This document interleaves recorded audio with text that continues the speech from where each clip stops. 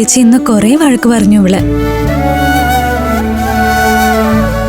ചേച്ചി എന്തെങ്കിലും ദേഷ്യപ്പെട്ടാലേ അവള് കരയൂ, അല്ലെങ്കിൽ ആരെന്ത് പറഞ്ഞാലും കല്ല് പോലെ നിൽക്കും. ഇന്ന് വഴക്ക് പറഞ്ഞപ്പം പൊട്ടിക്കരഞ്ഞു പോയി പാവം. ഞാൻ പിന്നെ എന്ത് വേണമായിരുന്നു? നിങ്ങളൊക്കെ ചെയ്യുന്നത് പോലെ സപ്പോർട്ട് ചെയ്യണമായിരുന്നോ? അമ്മയെ ഏൽപ്പിച്ചിട്ട് പോയത് ചട്ടമ്പിയായിട്ട് വളർത്താനല്ല. ഇവൾക്ക് അങ്ങനെ ഇങ്ങനെയൊന്നും ദേഷ്യം വരില്ല. വന്നാ പിന്നെ ആരാണെന്നോ എന്താണെന്നോ ഒന്നും നോക്കില്ല. ഇവള് തന്നെ പറയും ആ നേരത്തെ ഇവളെ കണ്ണിലും കാതിലും മറ്റൊന്നും പേടില്ലെന്ന്. എനിക്ക് പേടിയായിക്കൊണ്ടിരിക്കുക. വല്ല അപകടത്തിലും ചെന്ന് ചാടി എന്ത് ചെയ്യും? കോളേജിലും ഇങ്ങനെ തന്നെയാ. ചെറിയ കാര്യങ്ങൾക്കൊന്നും ഇടപെടില്ല. പക്ഷെ നമ്മളോട് ആരെങ്കിലും മോശമായിട്ട് പെരുമാറിയാ ഇവളുടെ ഭാവം മാറും.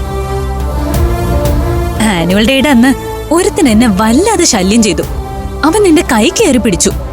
അത് കണ്ട് ഇവള് ചാടി എഴുന്നേറ്റത് മാത്രമേ ഞാൻ കണ്ടുള്ളൂ. എന്നിട്ട് അവന്റെ കൈയുടെ എല്ലിന് 2 പൊട്ടലുണ്ടായിരുന്നു. പ്ലാസ്റ്റർ ഇട്ട് 90 ദിവസം. ഇത്രയൊക്കെ നടന്നിട്ടും എന്നെ അറിയിക്കാത്ത എന്താ? വീട്ടിലറിയരുതെന്ന് കാല് പിടിച്ച് പറഞ്ഞു ഇവള്. വല്ല ആൺകുട്ടിയായിട്ടും ജനിക്കേണ്ടതായിരുന്നു. ഒരാൺതുണയുടെ കുറവുണ്ട് അമൃതേച്ചി നമുക്ക്. എന്തെങ്കിലും ഒരു അത്യാവശ്യം വന്നാ ഒന്ന് ഓടി വന്ന് സഹായിക്കാൻ മാമനല്ലാതെ മറ്റാരാ നമുക്കുള്ളത്? അതും മാമൻ ഇങ്ങോട്ട് വരുന്നതോ നമ്മളുമായി സഹകരിക്കുന്നതോ മാമിക്ക് തീരെ ഇഷ്ടമല്ല താനും. ഇനി എത്രയൊക്കെ പറഞ്ഞാലും നമ്മൾ 5 പെൺകുട്ടികൾക്ക് കൈകാര്യം ചെയ്യാൻ പറ്റുന്ന കാര്യങ്ങൾക്ക് ഒരു പരിധിയുണ്ട്. നമുക്ക് നമ്മുടേതെന്ന് പറയാൻ ഒരു ആൺതുണ വേണം. ആൺതുണയോ? നീ എന്താ ഉദ്ദേശിക്കുന്നെ? അമൃതേച്ചി ഒരു കല്യാണം കഴിക്കണം, എത്രയും പെട്ടെന്ന്. അപ്പൊ നമുക്ക് ചോദിക്കാനും പറയാനും ഉത്തരവാദിത്തമുള്ള തന്റെയോടുള്ള ഒരു വലിയേട്ടനുണ്ടാവുമല്ലോ. വരുന്നവൻ അച്ഛന്റെ കൂട്ട് കുടുംബം നോക്കാത്തവനാണെങ്കിലോ? അല്ല, ഉത്തരവാദിത്തമുള്ള ഒരാളെ എങ്ങനെ കണ്ടെത്തും? അങ്ങനെ തേടി പിടിച്ച് കണ്ടെത്തേണ്ട കാര്യമൊന്നുമില്ലല്ലോ. അഖിലേച്ചി എന്താ ഒന്നും അറിയാത്ത പോലെ സംസാരിക്കുന്നേ? അതെ, മതി നിർത്ത്. എന്റെ മക്കളുമാര് ചേച്ചിക്ക് ചെറുക്കനെ അന്വേഷിക്കാതെ പോയി കിടന്ന് ഉറങ്ങാനുള്ള കാര്യങ്ങൾ നോക്ക്. എന്തായാലും ഒരു ആൺതുണയില്ലാതെ നിങ്ങളെയൊക്കെ ഇത്ര എത്തിച്ചില്ലേ. തൽക്കാലം ഇങ്ങനെ പോട്ടെ. അപ്പോ ചേച്ചി കല്യാണം കഴിക്കുന്നില്ലേ? ഞാൻ പിന്നെന്താ സന്യസിക്കാൻ പോവാണോ? കല്യാണം കഴിക്കണം, കുടുംബവും ആവണം. എനിക്ക് മാത്രമല്ല, എല്ലാവർക്കും. നിങ്ങൾ പോയി പുറത്തെ ലൈറ്റൊക്കെ ഓഫ് ചെയ്ത് വാതിലടച്ചിട്ട് വാ. ആ പിന്നെ അടുക്കളയില് ഗ്യാസ് ഓഫ് ചെയ്തോന്ന് നോക്കണേ. ആ,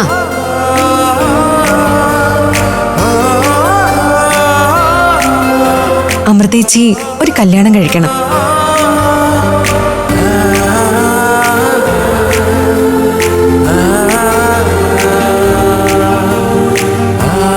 അങ്ങനെ തേടി പിടിച്ച് കണ്ടെത്തേണ്ട കാര്യമൊന്നുമില്ലല്ലോ. അഖിലേച്ചി എന്താ ഒന്നും അറിയാത്ത പോലെ സംസാരിക്കുന്നേ?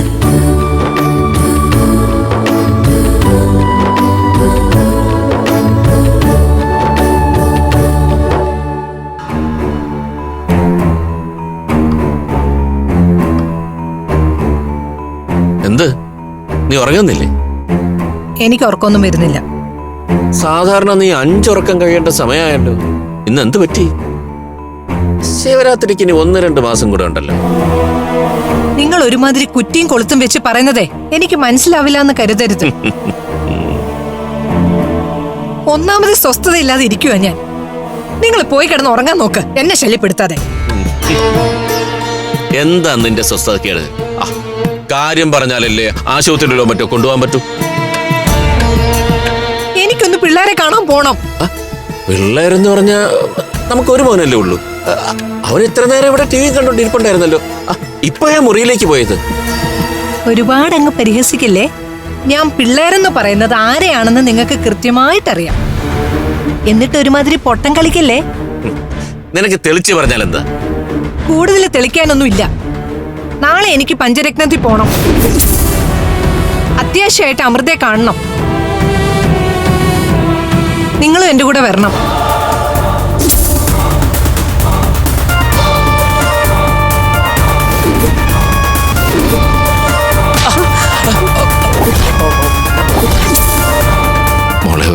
പറ്റിപ്പോയി. ദയവേത് ഒന്നും ശ്യാമളയോട് പറയരുത്. ഇപ്പൊ അങ്ങോട്ട് പോകേണ്ട കാര്യമൊന്നുമില്ല. കാര്യമുണ്ട്. ഇത്രയും സംഭവങ്ങളൊക്കെ നടന്ന് പോലീസ് കേസുമായിട്ട് വല്ലാത്ത വിഷമത്തിലായിരിക്കും എന്റെ കുട്ടിയോള്. എനിക്കൊന്ന് പോയി കാണണം അവരെ. വേണ്ടെന്നല്ലേ ഞാൻ പറഞ്ഞത്. വേണ്ടാന്ന് പറഞ്ഞപ്പോഴൊന്നും ഞാൻ പോയില്ലല്ലോ. ഇനി വേണ്ടാന്ന് വെക്കാൻ പറ്റില്ല. എനിക്ക് നാളെ തന്നെ പോണം. മോഷണക്കുറ്റമൊക്കെ ആരോപിച്ച് ഇനിയും പോലീസുകാരൊക്കെ വരും. വെറുതെ അങ്ങോട്ട് പോയി പുലിവാല് പിടിക്കാനൊന്നും ഞാനില്ല. ഒരു പോലീസുകാരും വരില്ല. അമൃത നിരപരാധിയാണെന്ന് എല്ലാവർക്കും അറിയാം. എനിക്ക് സംശയമുണ്ട്. പിന്നെ നിനക്ക് പോകണമെന്ന് നിർബന്ധം അടക്കം നീ പൊയ്ക്കോ. പക്ഷെ ഞാൻ വരില്ല. ഞാൻ പല വട്ടമായിട്ട് ശ്രദ്ധിക്കുന്നു. പഞ്ചരത്നത്തിലേക്ക് വരാൻ നിങ്ങൾക്ക് എന്താ ഒരു മടി? എന്ത് മടി? ഒരു കാര്യമില്ലാതെ അവിടെ എന്തിനു പോകുന്നെന്ന് ഞാൻ ചോദിച്ചുള്ളൂ. കാര്യമുണ്ടെന്ന് ഞാൻ പറഞ്ഞില്ലേ? നിർബന്ധമായി എന്റെ കൂടെ നിങ്ങളും കൂടെ വരണം. ബസ് കയറി ഓട്ടോ പിടിച്ച് പോകാനൊന്നും എന്നെ കൊണ്ട് വയ്യ. എന്ന് വെച്ചാൽ എനിക്കതിനൊക്കെ എവിടെയാ സമയം? സമയം കണ്ടെത്തണം. ഇല്ലെങ്കിലേ ഞാൻ ഒറ്റയ്ക്ക് പൊയ്ക്കോളാം. പക്ഷേ ഒരാഴ്ചയെങ്കിലും അവിടെ നിന്നിട്ടേ ഞാൻ തിരികെ വരൂ.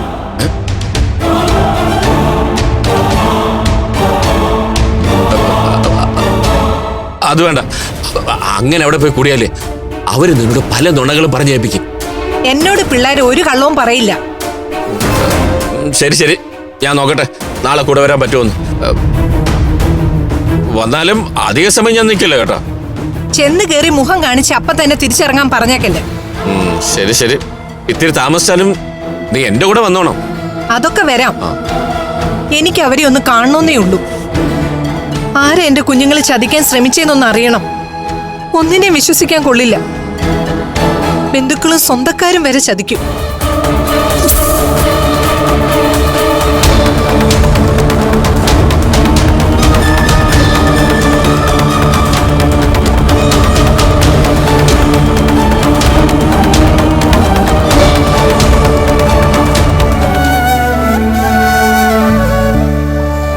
മറ്റന്നാൾ 4:30 ഫ്ലൈറ്റ്. രാത്രിയാവും സുമേഷ് ഇവിടെ എത്താൻ. ഞാനൊരു കാര്യം ആലോചിക്കുകയായിരുന്നു. എന്താ? ഇനി ഈ അന്യനാട്ടിൽ കിടന്ന് കഷ്ടപ്പെടാതെ അവൻ ഇവിടെ തന്നെ നിൽക്കുന്നതല്ലേ നല്ലത്. അവിടുത്തെ ജോലി അങ്ങ് വേണ്ടാന്ന് വെച്ചാ എന്താ കുഴപ്പം? അവൻ ഇപ്പൊ ജോലി ചെയ്യുന്ന കമ്പനി വിട്ട് പെട്ടെന്ന് പോരാൻ പറ്റിയെന്ന് വരില്ല. ഒരുപാട് നൂലാമാലകൾ ഉണ്ടാവും അവിടെ. നല്ല ശമ്പളം കിട്ടാൻ ജോലിയല്ലേ, വലിയ കമ്പനി. അവിടെ വലിയ സാലറി ഉണ്ടെങ്കിലേ അതിനനുസരിച്ചുള്ള ചെലവും കാണും. ഇവിടെ ആയാലും ഏട്ടന് ഒട്ടും മോശമില്ലാത്ത ശമ്പളം കിട്ടും. അതാ നല്ലത്. എടാ, നിന്നെ അവൻ ഗൾഫിൽ കൊണ്ടുപോകുന്ന പേടിച്ചല്ലേ നീ ഇങ്ങനൊക്കെ പറയുന്നേ? ആ, അങ്ങനത്തെ പേടിയൊന്നും എനിക്കില്ല. എന്നെ കൊണ്ടുപോകണമെങ്കിലേ ഞാൻ കൂടെ സമ്മതിക്കണം. അല്ല, എന്തായാലും ഏട്ടന് കല്യാണം ആലോചിക്കാൻ തീരുമാനിച്ചു. എന്നാ പിന്നെ കല്യാണം കഴിഞ്ഞ് കുടുംബമായിട്ട് ഏട്ടന് ഇവിടെ തന്നെ താമസിക്കുന്നതല്ലേ നല്ലത്. അതുകൊണ്ട് ഞാൻ പറഞ്ഞതാ. കല്യാണത്തിന്റെ കാര്യം തന്നെയാ ഞാനും പറഞ്ഞോണ്ടിരുന്നേ. ഇപ്പോഴത്തെ അവന്റെ ഒരു നിലയും വിലയും ഒക്കെ വെച്ച് കൊള്ളാവുന്ന ഏതെങ്കിലും വീട്ടിൽ നിന്ന് നല്ലൊരു പെങ്കൊച്ചിനെ കൊണ്ട് കെട്ടിക്കണം. അവന്റെ ഭാവി സുരക്ഷിതമാവും. എന്ന് നീ അങ്ങ് തീരുമാനിച്ചാൽ മതിയോ? എന്റെ ചെറുക്കന്റെ കാര്യത്തിൽ എനിക്ക് ചില കണക്കൂട്ടലൊക്കെ ഉണ്ട്. നിങ്ങളുടെ മനസ്സിലിരിപ്പ് ഞാൻ പറയാം. പെങ്ങടെ മോളെ കൊണ്ട് കെട്ടിക്കാനല്ലേ? അത് നടക്കില്ല. നല്ല സാമ്പത്തികം മേടിച്ചിട്ടേ ഞാൻ എന്റെ മോനെ കെട്ടിക്കൂ. അല്ലാതെ ധർമ്മ കല്യാണത്തിനൊന്നും ഞാൻ സമ്മതിക്കില്ല. നിനക്ക് ഈ പൊന്നിന്റെയും പണത്തിന്റെയും കാര്യം മാത്രമല്ലേ ഉള്ളൂ വിചാരം. എന്റെ പെങ്ങളുടെ മക്കളുടെ കാര്യത്തിൽ എനിക്ക് ചില ഉത്തരവാദിത്തങ്ങളൊക്കെ ഉണ്ട്. ആര് പറഞ്ഞു ഉത്തരവാദിത്വം നിറവേറ്റണ്ടെന്ന്? അതിന് എന്റെ മോനെ കിട്ടത്തില്ലെന്നേ ഞാൻ പറഞ്ഞോളൂ. കൊള്ളാവുന്ന പയ്യന്മാരെ കണ്ടെത്തി കല്യാണം കഴിപ്പിച്ചു കൊടുത്ത് പെങ്ങടെ മക്കളോടുള്ള കടപ്പാടും ഉത്തരവാദിത്വം നിങ്ങളങ്ങ് നിറവേറ്റിക്കോ. നിങ്ങൾ രണ്ടുപേരും ഇക്കാര്യം പറഞ്ഞ് തല്ലുകൂടിയിട്ട് ഒരു കാര്യമില്ല. ഏട്ടന്റെ ഇഷ്ടമാണ് പ്രധാനം. എന്റെ ഒരു അറിവ് വെച്ചിട്ട് അമൃതേച്ചി ഏട്ടനും തമ്മിൽ ചെറിയൊരു അടുപ്പമുണ്ട്. ആവശ്യമില്ലാത്ത കാര്യങ്ങൾ എഴുന്നള്ളിച്ചോണ്ട് വരണ്ട. അവര് തമ്മിൽ അങ്ങനെ ഒന്നുമില്ല. ഒക്കെ നിന്റെ അച്ഛന്റെ മനപ്പായസ. അതെ, ഞാൻ ഇപ്പൊ നിന്നോട് തർക്കിക്കാനില്ല. എന്തായാലും 2 ദിവസത്തിനകം എത്തുമല്ലോ. എന്നിട്ട് മതി ഇനി ഈ കാര്യത്തിലുള്ള സംസാരമൊക്കെ.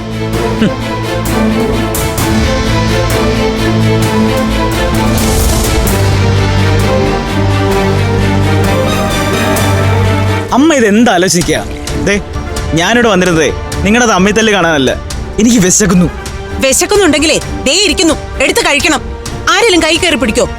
ഓല്ല പിന്നെ. ചേട്ടാ ഇത് നല്ല കൂത്തായല്ലോ. അമ്മ അച്ഛനോടുള്ള ദേഷ്യം എന്നോടാണോ കാണിക്കണേ? ദേ നീ എന്റെ കയ്യിൽ നിന്ന് വാങ്ങിക്കുവേ. ആ ആരൊക്കെ എന്തൊക്കെ പറഞ്ഞാലും നല്ല കാശും പുത്തനും ഉള്ള ഒരു പെണ്ണിനെ എന്റെ മോൻ കെട്ടും, അതുറപ്പ്.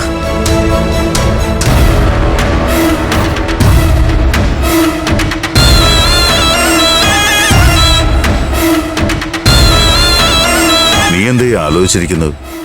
നേരം കുറെ ആയല്ലോ. ഞാൻ ചില കണക്ക് കൂട്ടല്ല ചന്ദ്ര. അതൊരു പുതുമയുള്ള കാര്യമൊന്നും അല്ലല്ലോ. വർഷങ്ങളായിട്ട് സ്ഥിരം ഈ കണക്കുകൂട്ടലുകളല്ലേ. ഇത് അതുപോലെയൊന്നുമല്ല.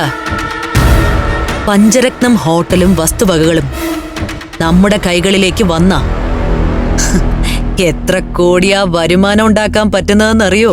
വസ്തുവിന്റെ വിലയല്ലേ നീ ഉദ്ദേശിച്ചത്? അല്ലാതെ ആ ഹോട്ടലിൽ നിന്ന് നീ വിചാരിക്കുന്ന അത്ര വരുമാനമൊന്നും കിട്ടില്ല. ആർക്കു വേണം ചന്ദ്ര ഹോട്ടല്? അതൊക്കെ പൊളിച്ചു കളഞ്ഞിട്ട് ഒരു 5-8 നിലയിൽ ഫ്ലാറ്റ് പണിഞ്ഞങ്ങിടണം.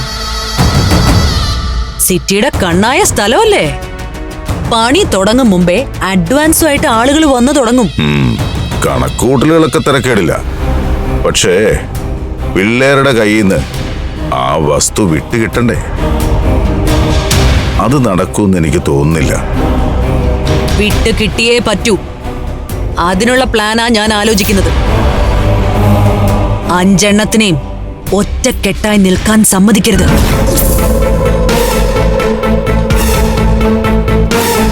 മൂത്തവളുടെ ചൊൽപ്പടിയില മറ്റു 4 പേരും.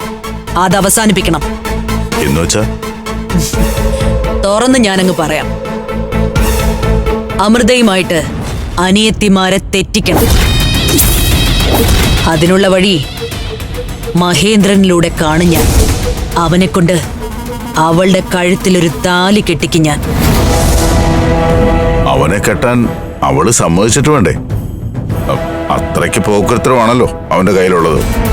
വെറുതെ അനാവശ്യം പറയല്ലേ ചന്ദ്ര. ഇപ്പോഴത്തെ കാലത്ത് 1-2 പെഗ് മദ്യം കഴിക്കുന്നതോ ഒരു സിഗരറ്റ് വലിക്കുന്നതോ അത്ര വലിയ തെറ്റൊന്നുമല്ല. ഓ, അത് മാത്രമാണെങ്കിൽ സഹിക്കായിരുന്നല്ലോ. ഇതങ്ങനെയല്ലല്ലോ. എങ്ങനെയല്ലാന്ന്? വേറെ ചീത്ത സ്വഭാവം ഒന്നും അവനില്ല. അവനൊരു പെണ്ണിന്റെ മുഖത്ത് നോക്കുന്നത് പോലും ഞാൻ ഇന്ന് വരെ കണ്ടിട്ടില്ല. ഒന്ന് മുഖത്തേക്ക് നോക്ക് മഹി. ഇങ്ങനെയുണ്ട് ഒരു കുസൃതി. പൊതുവെ മുഖത്ത് നോക്കുന്ന ശീലം എനിക്കില്ല. പ്രത്യേകിച്ച് നിന്റെ മുഖത്ത് നോക്കിയാ കണ്ണെടുക്കാൻ തോന്നൂലല്ലോ. ചുമ്മാ സുഖിപ്പിച്ച് സംസാരിക്കല്ലേ. കള്ള കുടിച്ചു കഴിയുമ്പോഴുള്ള സ്നേഹേ മഹിക്ക് എന്നോടുള്ളൂ. അല്ലാത്തപ്പോഴൊക്കെ ആ അമൃതയോടല്ലേ ലഹരി. മനസ്സിലാവാത്തോണ്ട് ചോദിക്കാം, എനിക്കില്ലാത്ത എന്ത് പ്രത്യേകതയാ അവക്കുള്ളത്? അത് പറഞ്ഞ നിനക്ക് മനസ്സിലാവില്ല. അമ്പലക്കുളത്തിലെ 2 താഴ്ചയുള്ള വെള്ളത്തിലേക്ക് അവൾ മുങ്ങിത്താഴുമ്പോൾ ചാടിയിറങ്ങി പൊക്കിയെടുത്ത് കരയ്ക്കെത്തിക്കുമ്പോൾ എനിക്ക് വയസ്സ് 16. അന്ന് തുടങ്ങിയ ആഗ്രഹമാണ് അവളോട് എനിക്കുള്ളത്.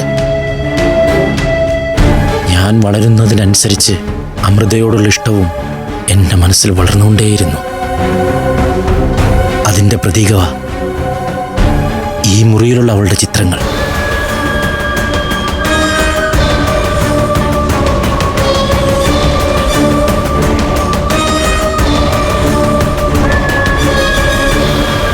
ഒക്കെ അവളുടെ പിന്നാലെ അവൾ അറിയാതെ പിന്തുടർന്നെടുത്ത ഫോട്ടോസാ. വേണ്ട, അവളെ മനസ്സിൽ വെച്ചോണ്ട് എന്നെ തൊടണ്ട. ഞാൻ പോവാ. അങ്ങനെ നിന്നെ ഞാൻ വിട്ടിട്ട് വേണ്ടേ? ഈ കുടിക്കുന്ന മദ്യം പോലെ പ്രിയപ്പെട്ടതാ നീയും എനിക്ക്.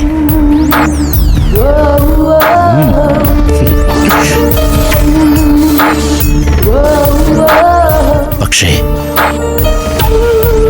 അമൃത എനിക്ക് ഭ്രാന്തമായൊരു ലഹരിയാ.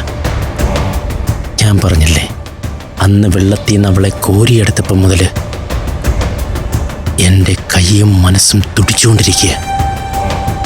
വീണ്ടും വീണ്ടും അവളെ കോരിയെടുത്ത് ചേർത്ത് പിടിക്കാൻ എത്ര ശ്രമിച്ചിട്ടും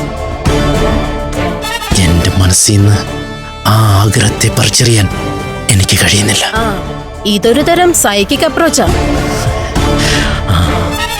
അമൃതയുടെ കാര്യത്തില് 100% ഞാൻ സൈക്കിക്ക. അവള് മഹിയെ തിരിച്ചതുപോലെ ഇഷ്ടപ്പെടുമെന്ന് തോന്നുന്നുണ്ടോ? ഇഷ്ടപ്പെടണം, ഇഷ്ടപ്പെടുത്തും ഞാൻ. എനിക്ക് വേണം അവളെ. മറ്റാർക്കും ഞാൻ കൊടുക്കില്ല അവളെ, മറ്റാർക്കും.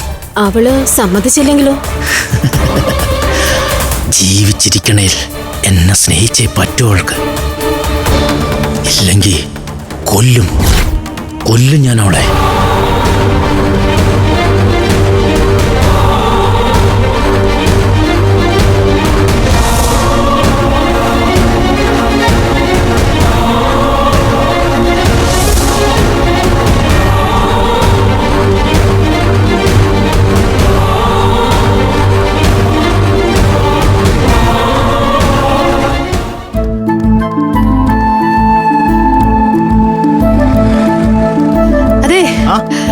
കുറച്ച് പതി നടന്നൂടെ? ഇത്ര സ്പീഡ് എന്തിനാ?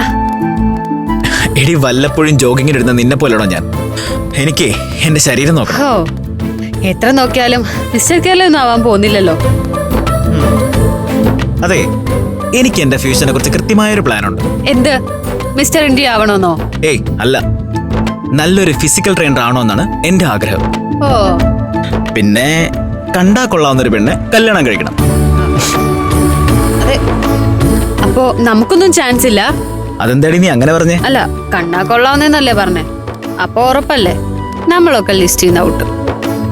എടി, കാണുന്ന കണ്ണുകളിലാണ് സൗന്ദര്യം. അയ്യേ, ഫ്രഷ്. ഇത്രയും ചളിച്ചൊരു ഡയലോഗ് വേറെ കാണില്ല. ആ, ചളിച്ച ഡയലോഗൊക്കെ ആയിരിക്കും, സമ്മതിച്ചു. പക്ഷേ അതാണ് യാഥാർത്ഥ്യം. കാഴ്ചപ്പാടുകളാണ് സൗന്ദര്യം ഉണ്ടാക്കുന്നത്. അതെ, പഞ്ചരക്തത്തിൽ കയറുന്നില്ലേ? ഒരു ചായ കുടിച്ചിട്ട് പോവാം. വേണ്ടടി, കുറച്ചുകൂടെ നടക്കണം. എന്നാ പിന്നെ ശരി, ബൈ.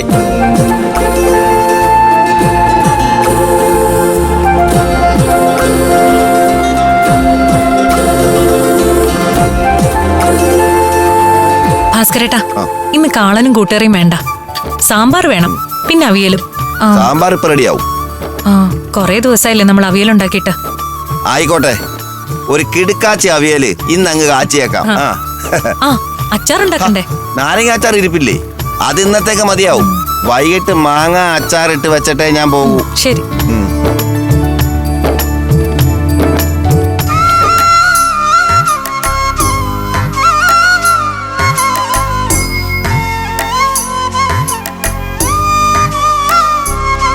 ആഹാ, രാവിലെ നടക്കാൻ പോയി വന്ന് കുളിച്ച് ഡ്രസ് ചെയ്ത് സുന്ദരിക്കുട്ടിയാവുകയാണോ എന്റെ നടുവേച്ചി? ദേ, നിന്നോട് ഞാൻ പലവട്ടം പറഞ്ഞിട്ടുണ്ട് എന്നെ നടുവേച്ചിന്ന് വിളിക്കരുതെന്ന്. എപ്പോഴും ഇല്ലല്ലോ, വല്ലപ്പോഴും അല്ലേ ഞാൻ അങ്ങനെ വിളിക്കൂ. വല്യേച്ചിയും കൊച്ചേച്ചിയും കഴിഞ്ഞ പിന്നെ ഞങ്ങള് രണ്ടും, നടുക്കകിലേച്ചിയും. അപ്പൊ അപ്പുറത്തും 2 ഇപ്പുറത്തും 2.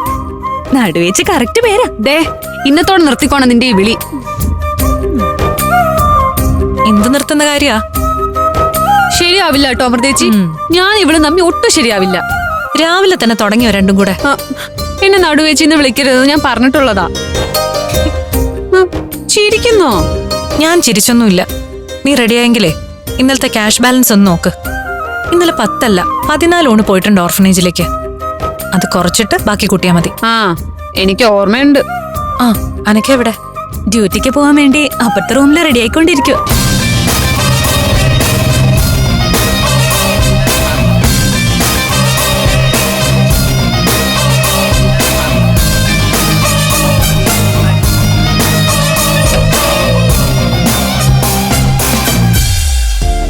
ഹലോ.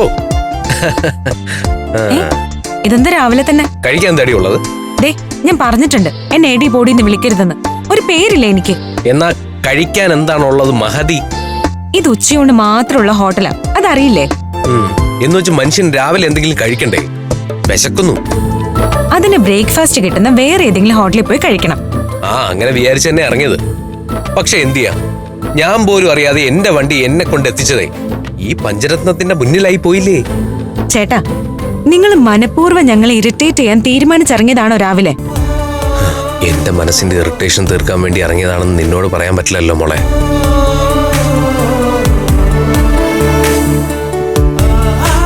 രാവിലെ എണീറ്റപ്പോൾ മുതൽ നിന്റെ ചേച്ചി എൻ്റെ മനസ്സിൽ. എന്തോ കാണാനൊരു വല്ലാത്ത തോന്നൽ, ഒരു പ്രത്യേക തരം ഇറിറ്റേഷൻ. ഹലോ, ഞാൻ ചോദിച്ച കേട്ടില്ലേ? എന്ത്? മനഃപൂർവ്വം ഞങ്ങളെയും ഞങ്ങൾ ഉണ്ടാക്കുന്ന ഭക്ഷണത്തെയും കുറ്റം പറയാനാണോ വന്നതെന്ന്? വായിൽ വെച്ച് കഴിക്കാൻ കൊള്ളാവുന്ന എന്തെങ്കിലും ഉണ്ടാക്കി തന്നാലല്ലേ കുറ്റം പറയാതിരിക്കാൻ പറ്റൂ. ഇവിടെ ഇത്രയൊക്കെ ഉള്ളൂ. അത് സ്ഥിരമായിട്ട് കഴിക്കാൻ കുറച്ച് നല്ല മനുഷ്യരും വരുന്നുണ്ട്. ഞങ്ങൾക്ക് അത് മതി. നല്ല മനുഷ്യരെന്ന് പറയുമ്പോ ഞാൻ ചീത്ത, അതല്ലേ അതിന്റെ അർത്ഥം? എന്ന് ഞാൻ പറഞ്ഞില്ല. ആപത്ത് സമയത്ത് ഞങ്ങൾക്കൊപ്പം നിന്നിട്ടുണ്ട് എന്ന് വെച്ച് എപ്പോഴും ഇങ്ങനെ ചുമ്മാ കുറ്റം പറയുന്നതൊക്കെ ഒരു ചീത്ത സ്വഭാവം തന്നെയാ. ചുമ്മാ കുറ്റം പറയുന്നൊന്നുമല്ല, കുറ്റം ഉള്ളതുകൊണ്ട് തന്നെയാ കുറ്റം പറയുന്നത്. ഇവിടുത്തെ ഊണ് മോശമല്ലാന്നേ ഉള്ളൂ, അല്ലാതെ നല്ലതൊന്നും പറയാൻ പറ്റില്ല. അല്ലേ മോളെ? ആക്ച്വലി ചിലര് നല്ല ഊണാന്ന് പറഞ്ഞ് നിങ്ങളെ പൊക്കി പറയുന്നുണ്ടാവും. അത് നല്ല ഊണ് കഴിച്ച് ശീലമില്ലാത്തവരാ. ഞങ്ങളുടെ ഊണിനെ കുറിച്ച് ഇങ്ങനെ കുറ്റം പറയാൻ നിങ്ങൾക്ക് പാചകത്തെ കുറിച്ച് എന്തറിയാം? കുക്കിങ്ങിന്റെ ABCD അറിയാത്തവര് വീരവാദം ചുമ്മാ പറയരുത്. വിളമ്പി തന്ന വയറ് നിറച്ച് കഴിക്കുന്നല്ലാതെ അടുക്കള കണ്ടിട്ടുണ്ടോ ചേട്ടൻ? കാണാം, ഇന്ന് തന്നെ കാണാം. അല്ല, അങ്ങനെ ഒരു ചടങ്ങില്ലേ? അങ്ങനെ ഒരു ചടങ്ങുണ്ട്, അടുക്കള കാണാൻ ചടങ്ങ്. അതിപ്പോ തന്നെ നടത്തിയേക്കാം. ഞങ്ങളുടെ കിച്ചണിലേക്ക് പോകാൻ പറ്റില്ല. അതെന്താ? അങ്ങനെ കണ്ണി കണ്ടവർക്ക് കേറി നിറങ്ങാനുള്ള സ്ഥലം അല്ല അത്. കേറി നിറങ്ങില്ല, നിരത്തും പച്ചക്കറികള്, എന്നിട്ട് അത് വെച്ചൊരു അവിയലുണ്ടാക്കി കാണിച്ചു തരാം. എങ്ങനെ? മാറടി. അവള് വഴിയുടെ നടുക്ക് കയറി നിൽക്കുന്നു. ചേച്ചി, ഇയാളിത് എന്ത് ഭാവിച്ചാ? എന്തെങ്കിലും ചേട്ടകിലെ, എന്തായാലും ഉപദ്രവകാരിയല്ല. കിച്ചണിൽ കയറി ഇന്നയാൾ എന്ത് കാട്ടുമെന്ന് നോക്കാലോ. ഇന്നത്തോടെ അയാളുടെ കുറ്റം പറച്ചിൽ ഞാൻ നിർത്തും. അല്ല, അപ്പോ ചേച്ചി ഇറങ്ങുന്നില്ലേ? ഇനിയിപ്പൊ കുറച്ച് കഴിഞ്ഞിട്ട് പോവാ. എന്താ നടക്കുന്നതെന്ന് അറിയാലോ. പച്ചക്കറി ഇരിപ്പുണ്ടെന്ന് വെച്ച് ആവശ്യമില്ലാത്തൊന്നും എടുത്ത് അവിയലിടല്ലേ വത്സലേച്ചി?